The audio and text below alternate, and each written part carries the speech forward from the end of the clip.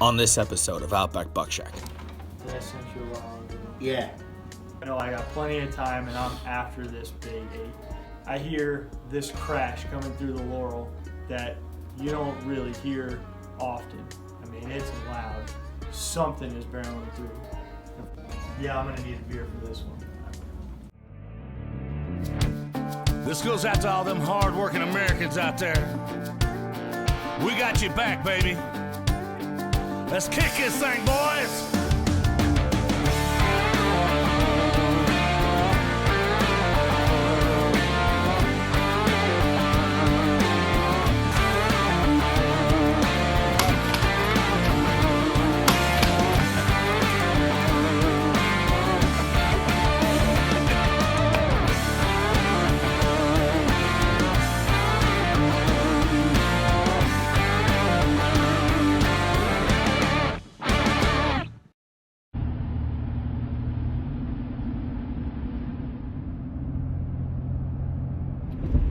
So we just got done with work.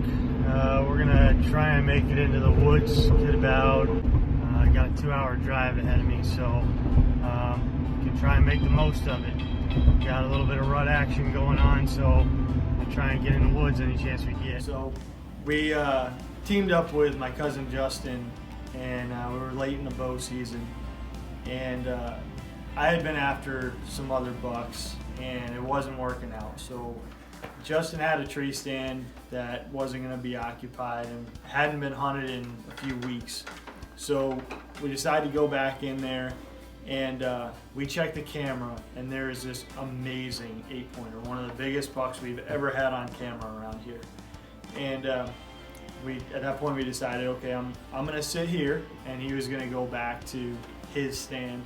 We got probably 2 to 3 hours of daylight left. So plenty of time. When a smaller buck comes in, I'm not even thinking about him. I know I got plenty of time and I'm after this big 8. So seeing him, I just let him cruise on by. And while I'm sitting there, I'm watching the clock, kind of texting back and forth with Justin, seeing how things are going over by him, and he's seeing movement. So we're feeling pretty confident about this afternoon. And probably about an hour and a half left, I hear this crash coming through the Laurel that you don't really hear often. I mean, it's loud. Something is barreling through. So I grab the bow, I get turned, and I come to a full draw, because as soon as it breaks that Laurel, I had an opening that I could make a shot. And the first thing I see is black.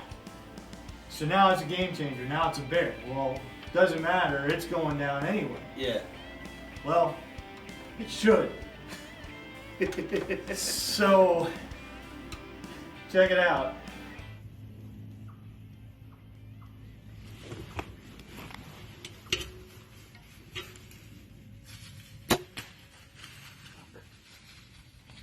And at that very moment that I let it fly, if you really slow it down and you take a look, you can see the bear kind of almost like a jump and back step, and it goes right underneath the front shoulder. Heartbreaker. Yeah. Heartbreaker. That's a rough one. And then of course it's game over. He's on a dead run. He wasn't stopping. Mm-hmm. So no chance at a second shot. He cruised right on out. It happens.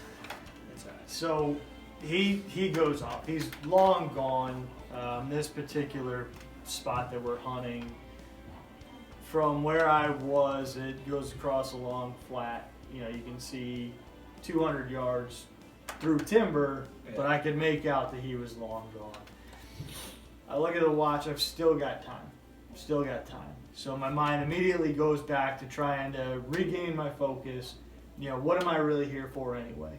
You know, the black bear would have been nice, and it sucks that I missed him, but my goal is this big 8, right? That's all I really care about. So regain my composure, knock another arrow, and I get ready to sit for the remainder of the evening.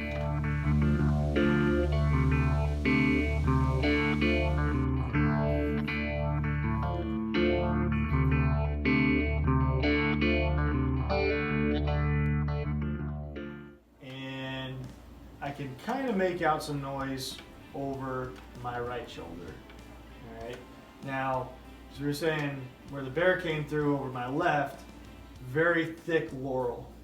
Over my right is a little bit thinner, and I turn and look, and I can see a buck. Can't quite make out what he is. He's not the 8. I can definitely tell you, there's no mistaking that. This guy is definitely small. That's a young. wild buck. You can't miss that. Yeah, you're not missing it.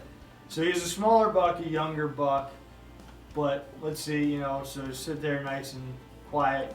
He walks right under my tree stand. I'm trying to be very still, not moving the camera. I have no footage of him coming up behind me, but I was able to get him after he finally passed. I mean, I was sitting there just as still as could be.